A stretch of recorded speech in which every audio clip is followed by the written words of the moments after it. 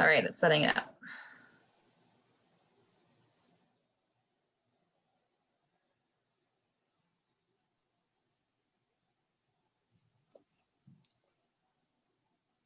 Okay.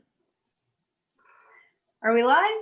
We are live. Great. Hi, everyone. I'm Nikki Porter, the Executive Director of Epilepsy Ottawa, and I'm here with the Epilepsy Ottawa team. We have Sandy Regler and Jamie Everett, as well as Veronique Sylvain, who did a Facebook fundraiser for us last spring, which was honestly, it's been tough, a tough year for a number of reasons, and tough on charities for other reasons. And Veronique's fundraiser was a highlight of our spring.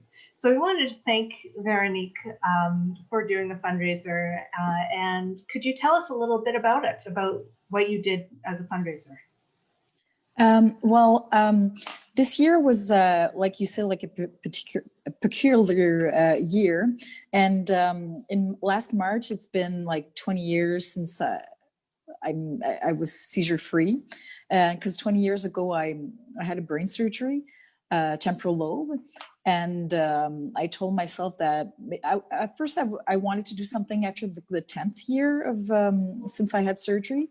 But then, you know, life happened and stuff. I didn't have a lot of time. And this year, I planned last year to do that. But once COVID arrived, I was like, maybe I should, you know, just canceled. And my mom and my friends were like, well, maybe it's a good thing to write. Maybe people are going to be more happy about it because it's COVID. And, you know, a lot of fundraisers have been canceled. So I'm like, okay. So I organized that on Facebook. And I wrote a bit about my story with epilepsy, because when I was a child, I suffered many years from complex partial. At first, it was it's partial complex. Before it was petit mal. In French, we say petit mal, and then it changed to a partial complex. And so I wrote about my story and, you know, how I got through it, and I thought that maybe my story could inspire others. And I've always wanted to do something special, like on an anniversary. So I told myself, well, why not organize a fundraiser?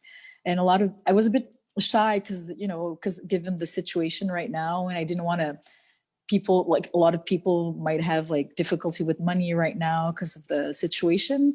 But honestly, a lot of people like were touched. They were really moved by the story, and they wanted to, you know, encourage the cause. And so some friends, some colleagues, family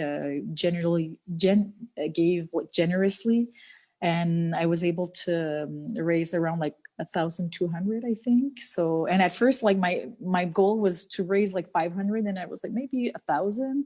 And so then I surpassed like the goal 1,200. So I'm really happy, and I'm really grateful that a lot of people, you know, I gave like generously.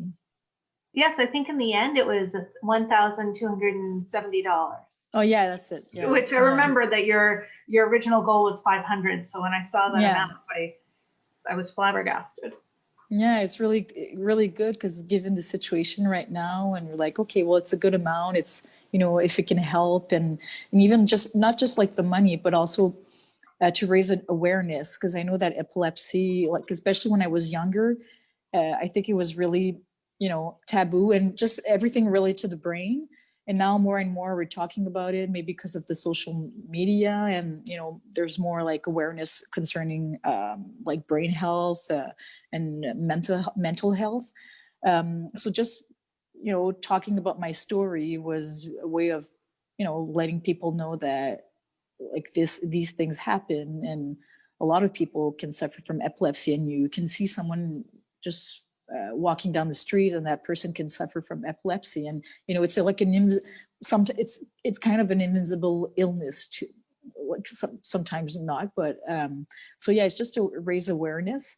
And also I think it was, you know, for others, but also for myself, because I told myself that I wanted to talk about my story, because it's a bit part of like a recovery for me, because I suffer like a lot of trauma. So it was part of the recovery, just to talk about my experience and how I feel today, and to help others too.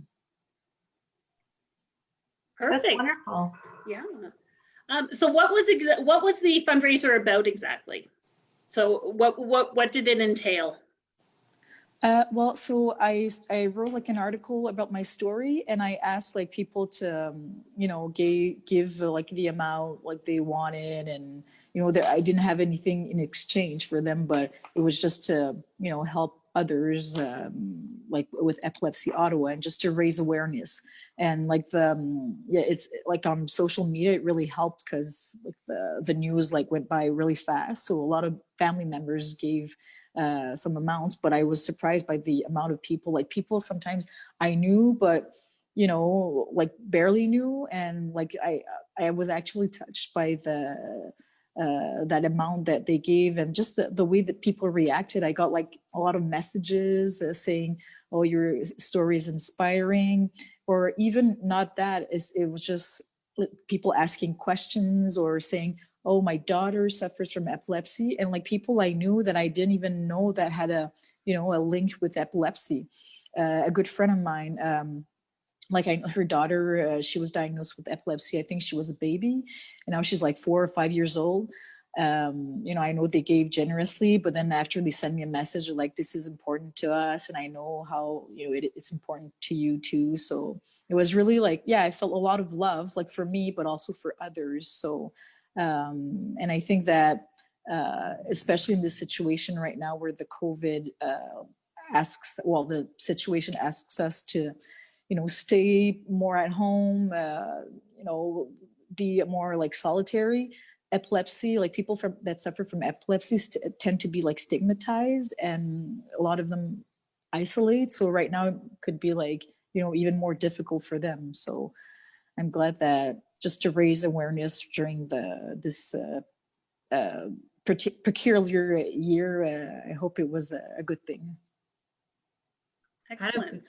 Kind of feeding off of that, Veronique, I wanted to ask, how did it feel watching your community come together in such a cohesive and an awesome way, and watching that number grow over the course of the fundraiser? How did that make you feel? Well, at first, when I saw like I knew that some of my good friends were, they were I told them about my project like a few weeks before I launched it, so I knew that I had like supporters right away. But when I launched it, I was a bit insecure and anxious. I'm like, okay, well, is it going to work? How are people going to react? And I didn't want to force people, and I didn't I launched that on my page, and like the amount of people that reacted after, I felt like it felt like something. It was really touching, and I felt like really good about it. And I'm like, okay, well, maybe it was I had to do this, and it was a bit like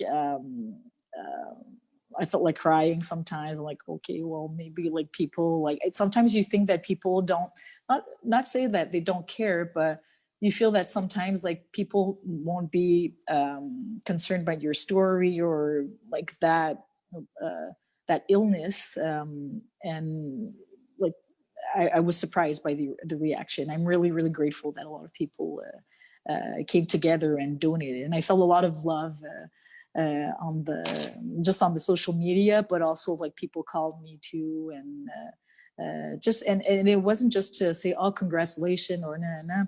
It was to actually ask questions, and oh yeah, I forgot about that.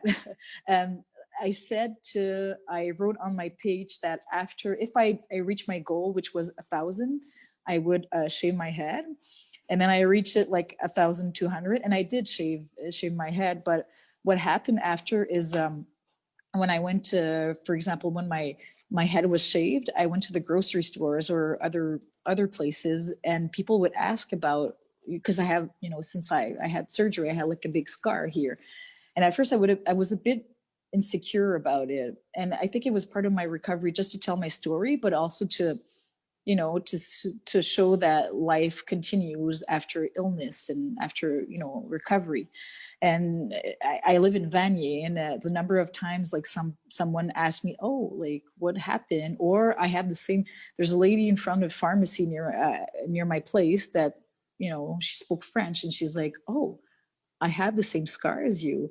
And then we started like talking, and she talked to me about her story, and I was really moved by that. I'm like, oh, well, and at first I wasn't, I wasn't doing that for, for people to notice what I had, but I think that it helped raise awareness, because some people, and I was scared that people would be like, oh, what do you have there? But honestly, like the amount of people, the strangers too, on Facebook or in person, that asked me like, oh, like, did you have epilepsy? Did you have like brain tumor? And so it actually helped me to talk about it, like for myself, but also for others. So yeah, it's an important point. I don't know why I forgot that I shaved my head, because my hair is pretty short already, but but I liked it so much that I shaved it again during the summer. But it was, it's COVID, so I didn't see my hairdresser. So I was like, okay, well, I'm just going to shave it again. And yeah, and it's for me, it's for, positive self-image too, because I know it's something I'm really insecure about. Now a bit less, I guess maybe in your 30s, you get to maybe a bit less insecure, but for me, it was it was part of some sort of recovery, like positive self-image.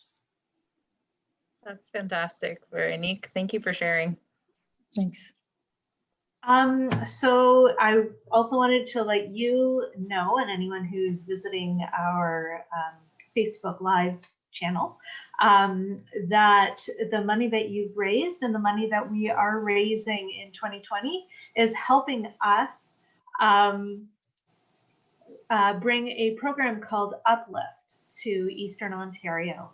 So Uplift is an 8-week program where groups of 6 to 8 people with epilepsy who are also struggling with depression meet by phone or over video conference. So it's perfect for, we're still struggling with COVID-19. And the groups are led by a mental health professional as well as a facilitator who lives with epilepsy. And the sessions are mindfulness-based cognitive behavioral therapy.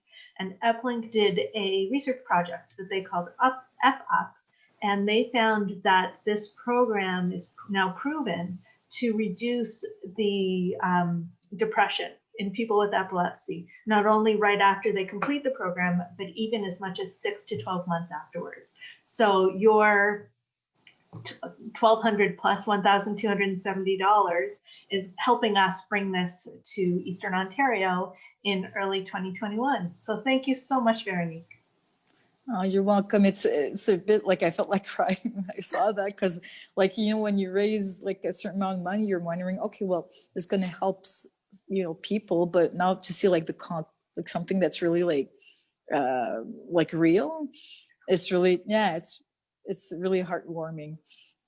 What's heartwarming more for me is that when I was suffering also from epilepsy, my mom subscribed me to some, mindfulness classes. And ever since, I try to every day to, even if I suffer from anxiety, but mindfulness is part of my, daily routine now. So I'm really glad that that money comes to help support people with epilepsy, and to raise awareness, but also to learn about mindfulness, to be more mindful, especially during this crazy time. Absolutely. Well, thank you very much once again thank from you. all of us. Thank you. Thank you.